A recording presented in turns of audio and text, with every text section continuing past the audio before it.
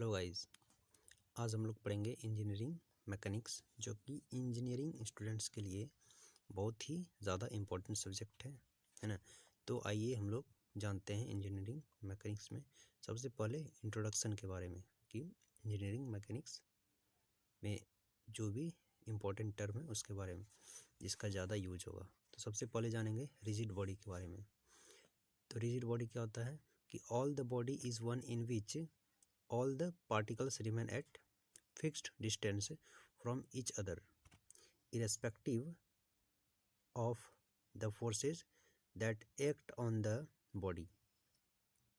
मतलब कि rigid body क्या होता है कि जो कोई भी सबस्टेंस है, कोई भी ऑब्जेक्ट है, उसमें जो भी उसका पार्टिकल जिससे वो बना हुआ है, वो सारे पार्टिकल के बीच का जो डिस्टेंस होता है वो हमेशा क्या होता है, फिक्स होता है ना। जितना भी पार्टिकल है सारे के बीच का जो डिस्टेंस होगा वो हमेशा फिक्स्ड रहेगा। तो इसको बोलते हैं rigid body. It does not deform under the action of forces. ये जो है कोई भी फोर्स लगा लें तो ये डिफॉर्म नहीं करता, ये टूटता नहीं है, अपना शेप को चेंज नहीं करता है। टूटता है लेकिन अपना शेप को जल्दी चेंज नहीं करता, उसको बोलते हैं रिजिड बॉडी ना। अब जानेंगे फोर्स क्या होता है। फोर्स जिसका कि मैकेनिक्स में बहुत ही ज़्यादा यूज़ है। मतलब पूरे मैकेनिक्स में हमें हर एक जगह पर फोर्सेस का यूज़ दिखाई पड़ेगा। तो आइए जानते हैं फोर्स क्या है। तो force is a useful and simple way of describing a very complex physical interaction between the bodies. Force क्या है? एक यूजफुल और सिंपल आसान तरीका है जिससे कि हम लोग डिस्क्राइब कर सकते हैं किसको, तो फिजिकल इंटरेक्शन है ना, जो कि अलग अलग बॉडीज़ के बीच होता है। जैसे कि कोई ऑब्जेक्ट है ना, ये एक दूसरे के बीच क्या इंटरेक्शन है, कैसे एक दूसरे से जुड़ा हुआ है। तो हम लोग कैलकुलेट करते हैं फोर्स कि एक दूसरे के बीच कितना फोर्स लग रहा है ना। तो इसको कहते हैं फोर्स। क्या है कि यूज़फुल और सिंपल वे है। कैसा वे? तो complex, very complex physical interaction, जो भी बहुत ही जटिल फिजिकल इंटरेक्शन होता है उसको डिस्क्राइब करने का, उसको कहते हैं फोर्स। वैसे तो सिंपल ही जानते हैं फोर्स क्या होता है, F=ma, जो कि हम लोग बच्चा क्लास में पढ़ चुके हैं, जैसे 9th-10th में, है ना। अब जानेंगे इफेक्ट ऑफ फोर्स। तो इफेक्ट ऑफ फोर्स क्या होता है कि a force is the action of one body on another body which changes और tends to change the motion of the body acted on. Force का इफेक्ट क्या होता है कि फोर्स जो है वो किसी भी बॉडी को या तो मोशन में ला देता है या फिर मोशन में लाने का कोशिश करता है। तो ये है इफेक्ट ऑफ फोर्स। फोर्स को हम लोग कैसे करेक्टराइज कर सकते हैं, है ना। तो पॉइंट ऑफ एप्लीकेशन की फोर्स जो है कहाँ पर अप्लाई किया जा रहा है। जैसे ये ऑब्जेक्ट है ना, यहाँ पर अगर हम लोग फोर्स लगाते हैं तो ये बॉडी आगे की ओर ट्रांसलेट करेगा, आगे बढ़ेगा। अगर यहाँ पर हम लोग इस तरह से फोर्स लगाते हैं तो ये क्या करेगा, हल्का इधर से घूमेगा भी और आगे भी बढ़ने का कोशिश करेगा, है ना। तो क्या कर सकते हैं, पॉइंट ऑफ एप्लीकेशन की किस पॉइंट पर अप्लाई कर रहे हैं, इससे फोर्स को करेक्टराइज कर सकते हैं। फिर मैग्नीट्यूड कि कितना फोर्स लगा रहे हैं। अगर 1 न्यूटन लगा रहे हैं, हो सकता है ये ऑब्जेक्ट आगे भी नहीं बढ़े। अगर 10 न्यूटन लगा दें तो हो सकता है ये आगे बढ़ जाए, हट जाए जल्दी से। फिर डायरेक्शन, है ना, तीसरा पॉइंट क्या है, डायरेक्शन। तो हम लोग डायरेक्शन के बेसिस पे इसको करेक्टराइज कर सकते हैं कि किस डायरेक्शन में। अगर इस साइड लगा रहे हैं इधर से तो ये इधर मूव करेगा। अगर इधर से इस डायरेक्शन से फोर्स लगाएंगे तो ये इधर मूव करेगा, है ना। तो मेनली जो है हम फोर्स को कैसे करेक्टराइज कर सकते हैं, point of application, magnitude and direction से। So hence force is represented by vector form. इसलिए जो है फोर्स हम लोग हम लोग जो फोर्स को रिप्रेजेंट करते हैं इसको एज अ वेक्टर रिप्रेजेंट करते हैं। From Newton's third law force always exist in pair. और हम लोग एक चीज़ जानते हैं कि न्यूटन के थर्ड लॉ से कि फोर्स जो है हमेशा पेयर में एग्जिस्ट करता है, that is action and reaction, है ना। किसी भी, जैसे कि सबसे अच्छा एग्जांपल है, किसी को अगर आप थप्पड़ मारोगे तो लौटा के ही थप्पड़ मारेगा, तो वही है कि action and reaction are equal, और हमेशा इक्वल एंड अपोजिट होता है ना। ये हम लोग न्यूटन के थर्ड लॉ से जानते हैं। और जनरल वे में अगर देखें तो फोर्स का क्या इफेक्ट होता है कि फोर्स जो है in general the effect of a force on a body is to produce a combination of translation and rotational motion. तो फोर्स का जो इफेक्ट होता है वो क्या करता है, किसी भी बॉडी को ट्रांसलेशनल मोशन, मतलब कि जैसे कोई एक बॉडी है ना, इसको अगर धक्का दें इस तरह से, ये थोड़ा इधर भी मूव कर सकता है। अगर यहाँ से इसको हम लोग फोर्स दें तो ये इधर भी मूव करेगा इस तरह से, है ना, और ये आगे की ओर भी जाएगा।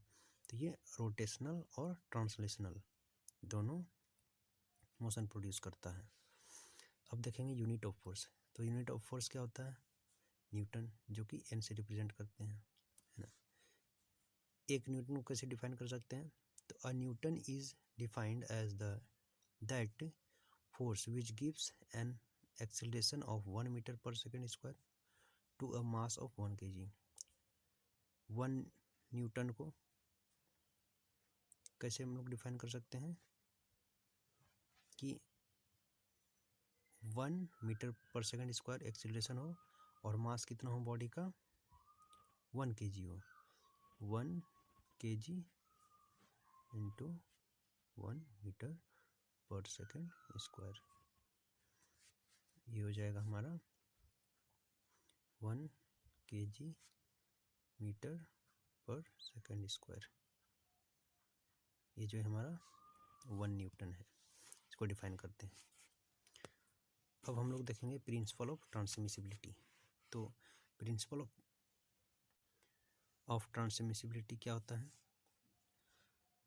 तो principle of transmissibility state that the external effect of the force are independent of the point of application of the force along its line of action.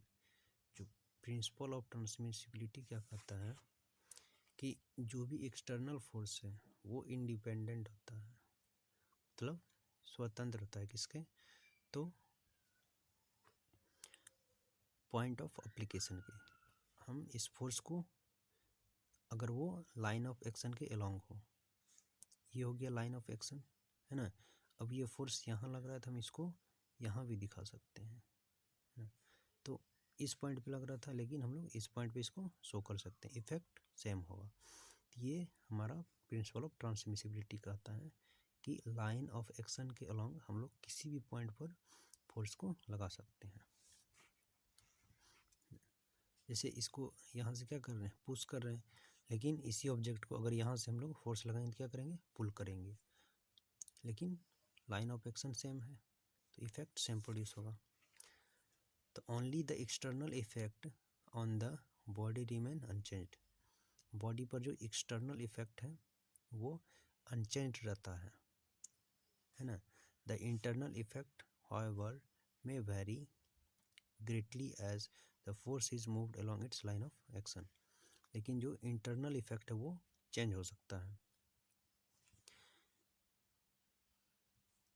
External effect जो है अनचेंज रहेगा, लेकिन इसका जो इंटरनल इफेक्ट होगा वो change हो सकता है। Initially tension after moving it is compressed. यहाँ पर देखेंगे कि ये क्या कर रहे हैं, यहाँ पर हम लोग फोर्स इस बॉडी पर इधर से लगा रहे हैं और एक इधर से लगा रहे हैं, लाइन ऑफ एक्शन सेम है, लेकिन अगर इस फोर्स को पॉइंट ऑफ एप्लीकेशन चेंज कर दें, इस फोर्स को यहाँ ला दें ट्रांसमिसिबिलिटी के थ्रू और इस फोर्स को यहाँ पर, तो क्या होगा, अगर रिजिड बॉडी रहेगा तो ऐसा ही रहेगा, है ना। लेकिन अगर बॉडी डिफॉर्मेबल होगा तो क्या होगा, टेंशन के थ्रू ये टेंशन का लाएगा, ये इधर से खींच रहे हैं इधर से। अगर बॉडी डिफॉर्मेबल होगा तो ये इलोंगेट कर जाएगा, है ना। नहीं तो क्या होगा, पॉइंट ऑफ एप्लीकेशन चेंज कर दे रहे हैं। इस फोर्स को यहाँ कर दिए ट्रांसमिसिबिलिटी के थ्रू, इस फोर्स के यहाँ। अगर रिजिड बॉडी है तो सेम रहेगा, लेकिन अगर बॉडी डिफॉर्मेबल है क्या बन जाएगा, टेंशन। यहाँ पर कंप्रेशन हो जा रहा है और यहाँ पर टेंशन हो जा रहा है, तो इंटरनल इफेक्ट इसका चेंज हो जाएगा, है ना। लेकिन इंटरनल इफेक्ट चेंज हो जाएगा, लेकिन एक्सटर्नल इफेक्ट इसका सेम रहेगा। कब, जब बॉडी रिजिड होगा। Even though the internal effect is different, the shape of a rigid body will not change by definition. इसका इंटरनल इफेक्ट कुछ भी हो, लेकिन बॉडी का शेप जो है रिजिड बॉडी का चेंज नहीं होगा। Force is a sliding vector, so it slide along the line of action. Force जो होता है स्लाइडिंग वेक्टर होता है, इसीलिए जो है लाइन ऑफ एक्शन के थ्रू स्लाइड कर सकता है। जैसे कि ट्रांसमिसिबिलिटी के थ्रू फोर्स इधर लगा रहे थे तो इसको यहाँ से भी लगा सकते हैं, है ना। लेकिन लाइन ऑफ एक्शन सेम होना चाहिए, इसीलिए इसको स्लाइडिंग वेक्टर भी कहते हैं। अब हम लोग देखेंगे सिस्टम ऑफ फोर्स, तो जिसमें सबसे फर्स्ट है कंकरेंट फोर्स सिस्टम। तो कंकरेंट फोर्स सिस्टम क्या होता है, action line of all the force intersect at a common point. जो कंकरेंट फोर्स होता है सबका जो है लाइन ऑफ एक्शन एक जगह इंटरसेक्ट करता है, जैसे F1 है, F2 है, F3 है, F4 है, सबका लाइन ऑफ एक्शन क्या कर रहा है, एक जगह इंटरसेक्ट कर रहा है इस पॉइंट पे, पॉइंट O है, ठीक ना। तो इसको बोलते हैं कंकरेंट फोर्स।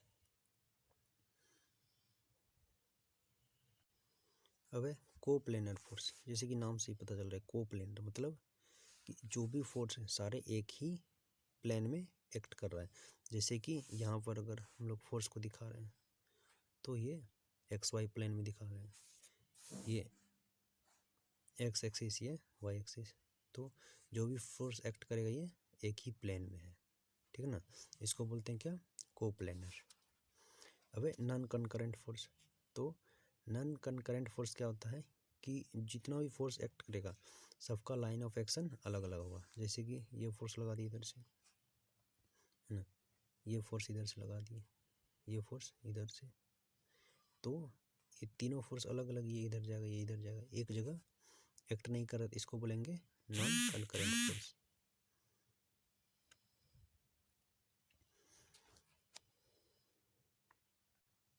हेलो गाइस, तो आज हमने देखा introduction classes of engineering mechanics.